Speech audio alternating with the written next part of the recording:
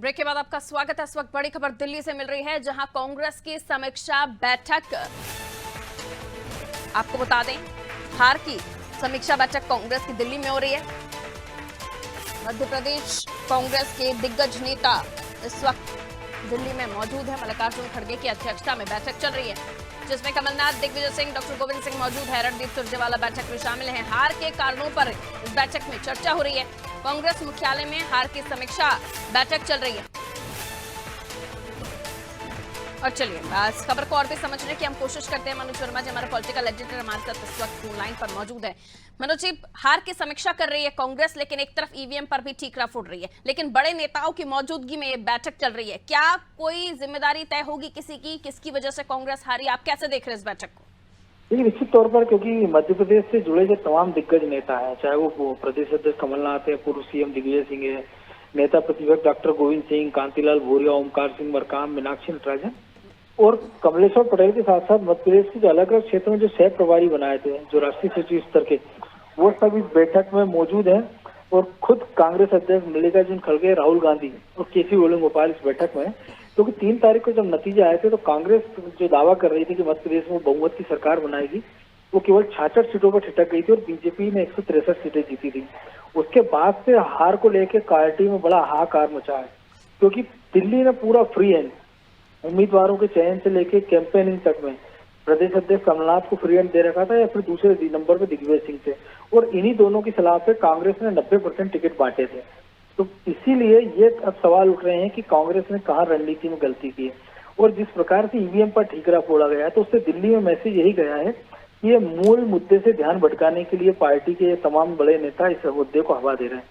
हालांकि कुछ केंद्रीय नेतृत्व की तरफ से भी कुछ लोगों ने ईवीएम के मामले को आगे बढ़ाने का प्रयास किया, लेकिन ये मुहिम ज्यादा आगे बढ़ नहीं पाई। क्योंकि अगर 3 राज्यों की बात करें, चारों की, तो कांग्रेस ये कह रही है लगातार कि बीजेपी से उनको 10 लाख वोट चारों राज्यों में ज्यादा मिले। तो ऐसे में सवाल है कि अगर ईवीएम में गड़बड़ होती तो कांग्रेस को 4 राज्यों में 10 लाख वोट ज्यादा कैसे मिलते और तेलंगाना में उनकी सरकार कैसे बनती। तो अब जैसे कल भी एक खबर आ गई थी कि कमलनाथ ने इस्तीफा दे दिया, लेकिन आज की इस बैठक में जो सूत्र बता रहे हैं कि मध्य प्रदेश को लेकर बड़ी लंबी चर्चा होना है और इसमें नेता प्रतिपक्ष और नए प्रदेश अध्यक्ष के नाम को लेकर भी चर्चा होगी। लेकिन प्रदेश अध्यक्ष को लेकर जो पेंच फंस रहा है वो यही बता रहा है, क्योंकि कांग्रेस की माली हालत ठीक नहीं है और पार्टी ऐसे किसी नेता को अध्यक्ष बनाना चाहती है जो सबको साथ लेकर चल सके। दूसरा, वो इतना सक्षम हो आर्थिक रूप से कि वो पार्टी के आगामी 5 साल तक के खर्चे उठा सके। क्योंकि अब से 3 से 4 महीने बाद पार्टी के लोकसभा चुनाव में जाना है, उसकी पूरी जिम्मेदारी उस पर रहेगी। और उसके साथ ही नेता प्रतिपक्ष ऐसा आदमी बनाए जो कि सदन के अंदर पार्टी बीजेपी को अच्छे से घेराबंदी कर सके। क्योंकि पिछले बार हमने देखा था कि कमलनाथ के पास जब जिम्मेदारी थी, वो पार्टी अपनी जिम्मेदारी सही से नहीं निभा पाए और वो विधानसभा में जाते ही नहीं थे। वो कहते थे मैं केवल यहाँ झूठ सुनने के लिए क्यों बैठूं।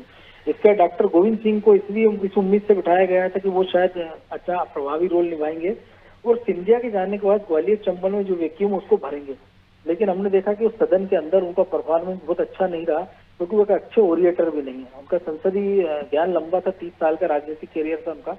लेकिन बाद में हमने देखा तो खुद अपने लाहौर, जिसको अवैधगढ़ कहा जाता था डॉक्टर गोविंद सिंह का, वहां से वो चुनाव हार गए हैं।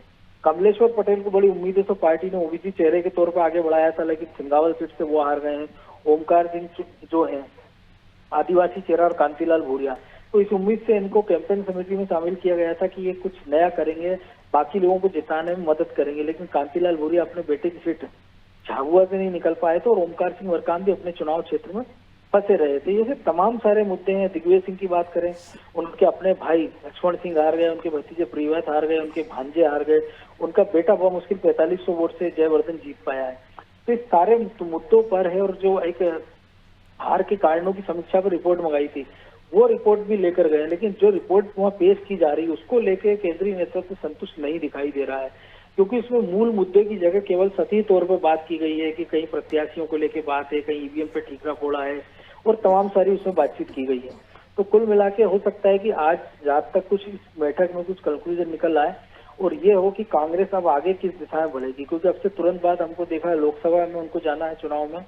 पिछली बार भी जब कांग्रेस ने सरकार बना ली थी मध्य प्रदेश में भी, लेकिन ठीक 4-5 महीने बाद जब लोकसभा के चुनाव हुए थे, हमने देखा था कि ज्योतिरादित्य सिंधिया जैसा मजबूत नेता उनका हार गया था और कमलनाथ के गढ़ में उनके बेटे नकुलनाथ मुश्किल 40,000 वोट से जीत पाए थे। और इस बार पार्टी का पूरा फोकस छिंदवाड़ा में भी है। खुद हमने देखा कि मुख्यमंत्री शिवराज सिंह चौहान, जिनके बारे में भी तय नहीं है कि वो मुख्यमंत्री बनेंगे या नहीं बनेंगे, लेकिन वो लगातार हमने देखा राघोगढ़ जा रहे हैं, श्योपुर जा रहे हैं, छिंदवाड़ा जा रहे हैं।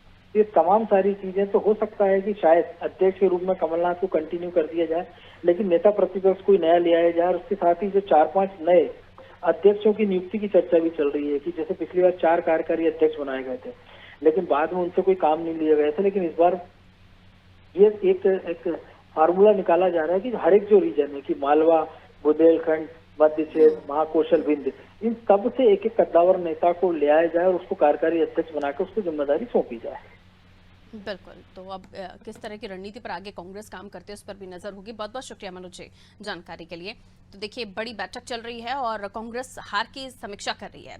ये पहले कहा जा रहा था कि ईवीएम को लेकर कांग्रेस बार बार बात कर रही है, लेकिन अब ये भी खबरें निकलकर सामने है कि कांग्रेस को समझ आ गया है कि इस मसले को बहुत ज्यादा हाईलाइट नहीं करना है, क्योंकि वोट बैंक बड़ा है कांग्रेस का, भले ही हार का सामना करना पड़ा है। और ऐसे में अब देखना होगा आगे किस तरह की रणनीति पर कांग्रेस काम करती है।